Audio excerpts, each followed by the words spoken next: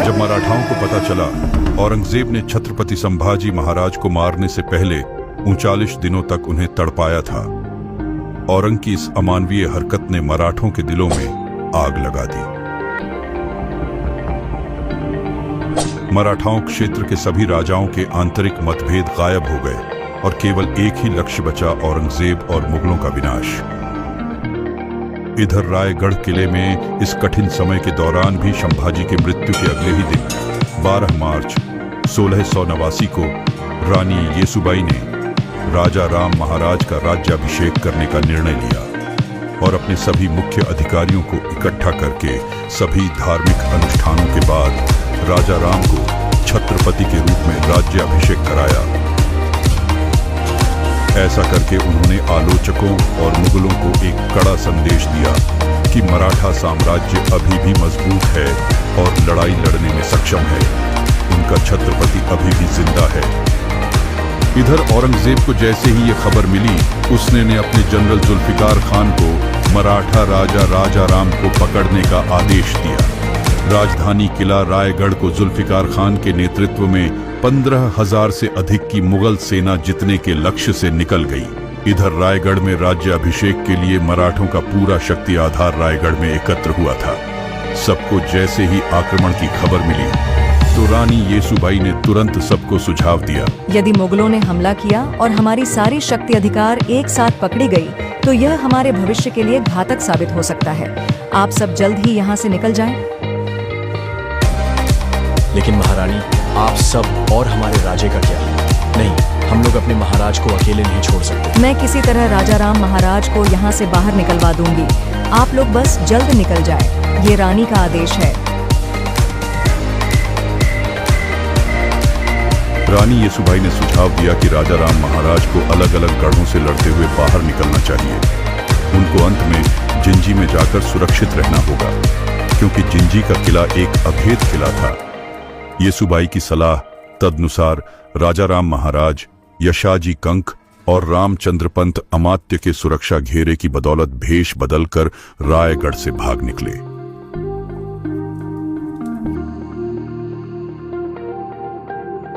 उस सुअर के बच्चे ने हमारे महाराज के टुकड़े टुकड़े कर दिए और हम लोग कुछ नहीं कर रहे हैं। इतिहास हम पर थूकेगा धनाजी। आप और आपका कुल महान है संताजी। आपको मैं शीश झुकाता हूँ। आपके पिता मल्होजी भी वीर गति को प्राप्त हो गए उस संगमेश्वर के युद्ध में, लेकिन आप उनको भूलकर सिर्फ अपने महाराज और अपने मराठा के लिए सोच रहे हैं। अब आप जो बोलोगे वही होगा। फिर क्या होना था? अब ऐसी आग लगने वाली थी कि औरंगजेब की नींद उड़ने वाली थी।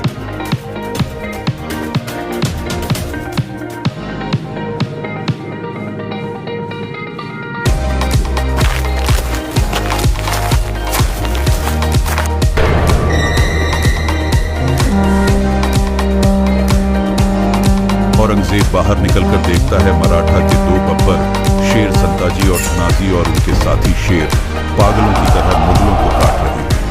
उस रात गुरिल्ला युद्ध के उस्ताद मराठों ने सिर्फ 2000 योद्धाओं के साथ औरंगजेब की विशाल मुगल सेना पर हमला कर दिया। संताजी और उनके मराठों ने उग्र शेरों की तरह हमला किया और मुगलों को बेरहमी से मार डाला। हमले के दौरान मुगल सैनिक डर के मारे चिल्लाने लगे। गुस्से में आकर औरंगजेब अपनी तलवार निकालता है और मराठाओं सैनिकों को मारने लगता है। तभी अचानक उसके सामने संताजी खड़े दिखते हैं। बिल्कुल गुस्से में लाल संताजी का चेहरा मुगलों के खून से लथपथ। उस समय औरंग भी गुस्से में था।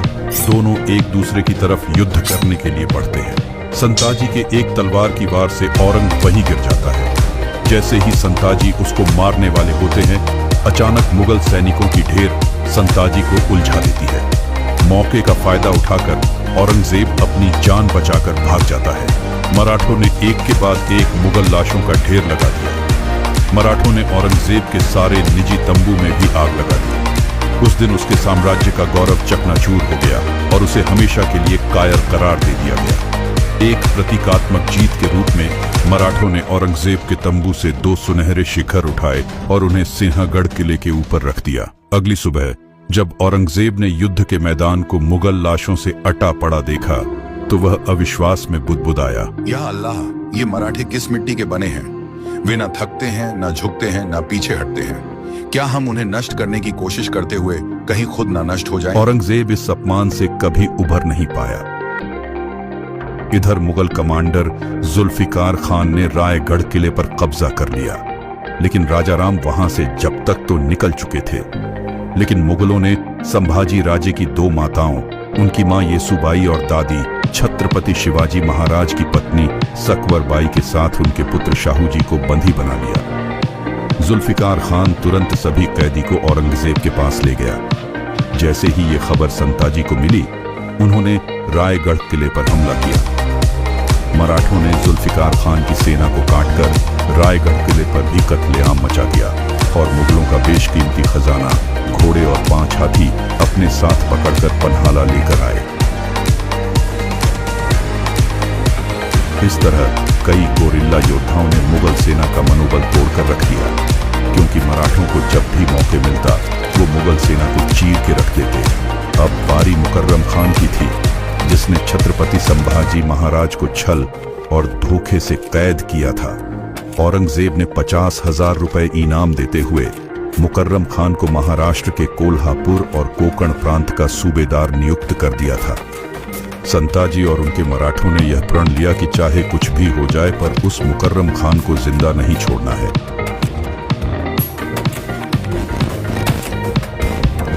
दूसरी ओर हमारे महाराज राजाराम प्रतापगढ़ से अब वे सज्जनगढ़, सतारा, वसंतगढ़ होते हुए पन्हाला किले तक पहुंचे। अब उन्हें यहां से रानी येसुबाई के कहे अनुसार जिंजी निकलना था, लेकिन औरंगजेब भी राजाराम को पकड़ने पर तुला हुआ था। चतुर औरंगजेब जानता था कि नवराज्याभिषेक करने वाला राजाराम जान बचाने के लिए जिंजी ही जाएगा।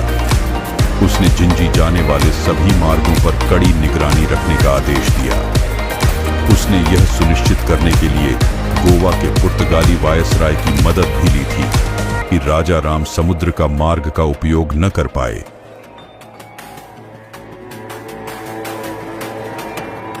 आप कहें तो महाराज, इन मुगलों को इसी पन्हाला में दफन कर दें।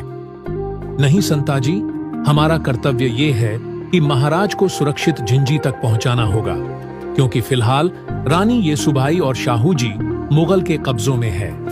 ये लक्ष्य बनाकर चलो, देर से ही सही, पर मुगल साम्राज्य का अंत हमारे ही हाथों हो। पन्हाला पर मुगलों के आक्रमण की खबर मिलते ही राजाराम और उनके सहयोगी मराठाओं ने व्यापारियों के वेश में किले से भाग निकले। सूर्योदय तक वे लोग कृष्णा नदी के तट पर नृसिंहवाड़ी पहुंच गए। उन्होंने कृष्णा नदी पार की और दक्षिण की जाने के बजाय पूर्व के दक्कन की ओर जाने वाले रास्ते पर चल पड़े, क्योंकि मुगलों को बेवकूफ बनाना था। उन लोगों ने जिंजी जाने के लिए एक बार घूमकर फिर कृष्णा नदी पार करने की योजना बनाई। उन्होंने घुमावदार रास्ते का इस्तेमाल किया। महाराज की शिमोगा यात्रा गोकक, सवादट्टी, नवलगुंड, अनेगरी, लक्ष्मीश्वर, हावेरी और हिरेकेरूर से होकर गुजरी। शिमोगा पहुंचने से पहले लक्ष्मेश्वर परगना से गुजरते समय वहां के मुगल अधिकारियों को उनकी यात्रा की भनक लग गई और वे अपनी सेना के साथ उनके दल का पीछा करने लगे। यहां उनका सामना वर्दा नदी से हुआ।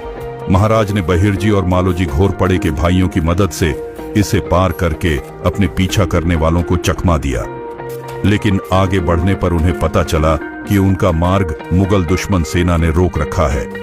ऐसी कठिन परिस्थिति में छत्रपति शिवाजी महाराज से प्रशिक्षित शक्तिशाली योद्धा संताजी जगताप और रूपाजी भोसले अपने राजा की रक्षा के लिए तैयार हो गए।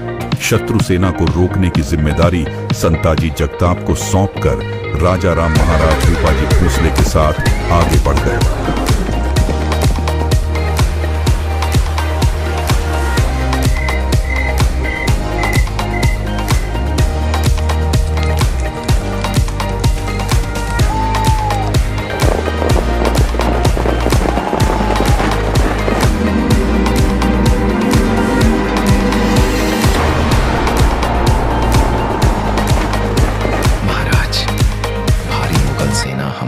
तेजी से बढ़ रही है।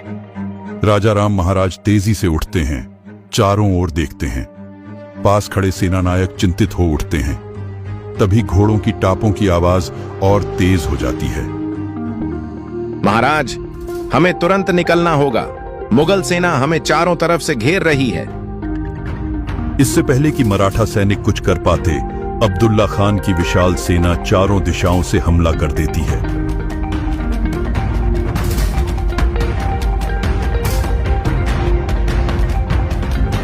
तलवारें टकराने की आवाज, घोड़ों की हिनहिनाहट और युद्ध के नारे गूंज उठते हैं। मराठा सैनिक बहादुरी से मुकाबला करते हैं, लेकिन संख्या में कम होने के कारण कई वीर गति को प्राप्त होते हैं। राजा राम को जिंदा या मुर्दा पकड़ो, किसी भी हालत में भागने न पाए। मराठा योद्धा अंतिम सांस तक लड़ते हैं और आखिरकार अब्दुल्ला खान की सेना सभी मराठा सेना को बंदी बना लेता है और फिर उन्हें बीजापुर किले में ले जाया जाता है।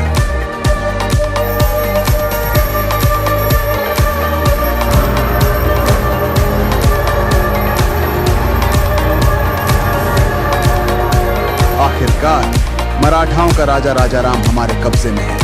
औरंगजेब को संदेश भेजो कि मराठों का खेल खत्म। हुजूर, पहले पहचान की पुष्टि कर लें। क्या मतलब? राजाराम हमारे सामने खड़ा है। सैनिक बंदियों को जबरन घसीटकर सामने लाते हैं, लेकिन उनमें से कोई भी राजाराम नहीं होता। अब्दुल्ला खान का चेहरा अचानक गंभीर हो जाता है। धोखा, ये कैसे हो सकता है? तभी एक घायल मराठा सैनिक हंसता है। उसकी आंखों में चमक और चेहरे पर वीरता झलकती है। राजा राम महाराज तेरे हाथ कभी नहीं आएंगे। मराठा साम्राज्य को खत्म करने का सपना मत देख अब्दुल्ला। राजा राम, इस बार तो तू मेरे हाथों से बच गया, लेकिन बहुत जल्द मैं तुझे तेरे बाबा साहेब और भाई के पास भेजूंगा। मराठाओं ने एक बार फिर मुगलों को चकमा दे दिया था। अब्दुल्ला खान के घमंड को करारी शिकस्त मिली, लेकिन मुगलों का कहर अभी खत्म नहीं हुआ था। अब्दुल्ला खान ने उन सभी सड़कों पर अपने जासूस तैनात कर दिए थे जिनसे राजा और उनके लोग यात्रा करने वाले थे। राजा राम महाराज और उनके लोग मुगल जासूसों से बचने के लिए आगे की यात्रा में घोड़ों का उपयोग करना छोड़ दिया। इसलिए वे सामान्य यात्री, तपस्वी, संत, व्यापारी, भिखारी आदि बनकर आगे बढ़ते रहे। वे मुगल चौकियों से बचने में कामयाब रहे और मुगलों को चकमा देकर 300 किलोमीटर दूर बेंगलुरु पहुंच गए। वहां पहुंचते ही बेंगलोर में एक और घटना घटी जो मराठों के लिए खतरा खड़ा कर दिया। वहां का एक सहयोगी राजा राम महाराज के पैर धो रहा था और कुछ स्थानीय लोगों ने यह देखा। अब उस क्षेत्र में यह खबर फैल गई कि एक महत्वपूर्ण और उच्च पदस्थ मराठा आया है। देखते देखते यह खबर जंगल में भीषण आग की तरह फैल गई और स्थानीय मुगल थानेदार तक पहुंच गई। यह बात वहां पर स्थित खंडो बल्लाल को पता चल गया। उसने मराठों को सतर्क कर दिया। खंडो बल्लाल ने राजाराम महाराज से अनुरोध किया कि वे अपने अधिकारियों को इकट्ठा करें और दूसरे रास्तों से चले जाएं। मुगलों को भटकाने के लिए खंडो बल्लाल और कुछ अन्य लोग यहीं रुक गए। जब थानेदार पूछताछ करने आया तो उसने पाया कि महाराज वहां हैं ही नहीं। इसलिए उसने खंडो बल्लाल और अन्य लोगों को जंजीरों में जकड़ दिया और पूछताछ करने लगा। हुजूर, अगर राजा राम यहाँ होता तो मैं खुद आप सबको सूचित कर देता। तुम्हें क्या पागल कुत्ते ने काटा है जो तू अपने राजा को फंसाएगा? राजाराम का परिवार मेरा भी दुश्मन है। उसके भाई शंभू राजे ने मेरे पिता बालाजी अवाजी को हाथी के पैरों को चलवा दिया था। मुझे भी उससे बदला लेना है। किसी तरह मुगलों की नजरों से बच बचाकर राजाराम महाराज और अन्य लोग घोड़े पर सवार होकर तकरीबन 35 दिन का सफर करते हुए आखिरकार जिंजी में प्रवेश कर गए। अब महाराज और उनके आदमियों के सामने एक और बाधा खड़ी थी, उनकी अपनी सौतेली बहन अंबिका। अंबिकाबाई संभाजी की सगी बहन थी और राजाराम महाराज की सौतेली बहन। जब उन्हें राजाराम महाराज की किले का उपयोग करने की योजना के बारे में पता चला तो उन्होंने उनका विरोध करने का फैसला किया और युद्ध की तैयारी शुरू कर दी। हालांकि न तो किले लोग और न ही उनके सलाहकार उनके पक्ष में थे। उनके मंत्रियों ने आपसी मतभेद भुलाने को कहा ताकि उनके पिता शिवाजी का सपना न टूटे। इसीलिए अंबिकाबाई को राजाराम महाराज के लिए जिंजी किले के द्वार खोलने पड़े। आखिरकार 15 नवंबर 1689 को राजाराम महाराज अपने दल के साथ जिंजी किले में पहुंच ही गए थे। इस तरह महाराज की इस यात्रा की गाथा समाप्त हुई। तुलापुर से भागा हुआ बादशाह बीजापुर में बैठा था।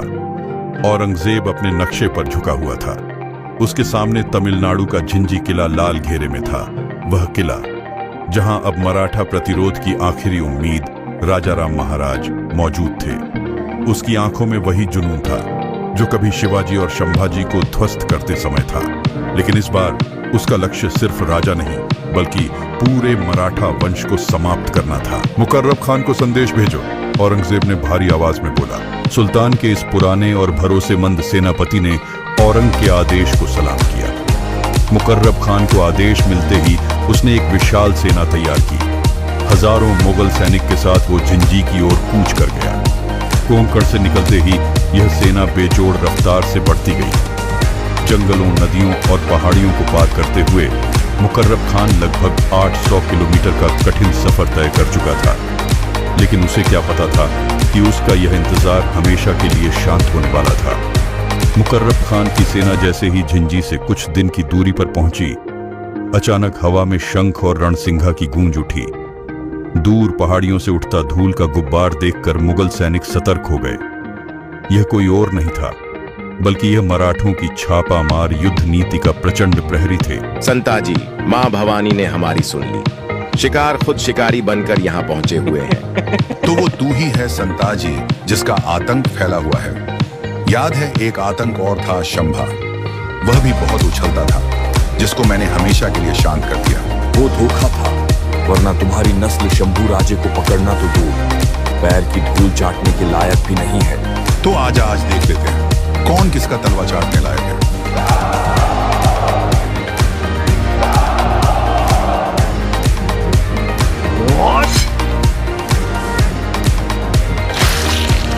दिसंबर 1689 के अंत में मराठा सेना ने मुकर्रब खान की विशाल सेना को गाजर मूली की तरह काटकर तबाही मचा दी। भयंकर युद्ध के दौरान संताजी घोरपड़े ने व्यक्तिगत रूप से मुकर्रब खान के साथ युद्ध किया। जब मुकर्रब संताजी का सामना नहीं कर पा रहा था तो वहां से भागने लगा। संताजी ने उसका पीछा किया।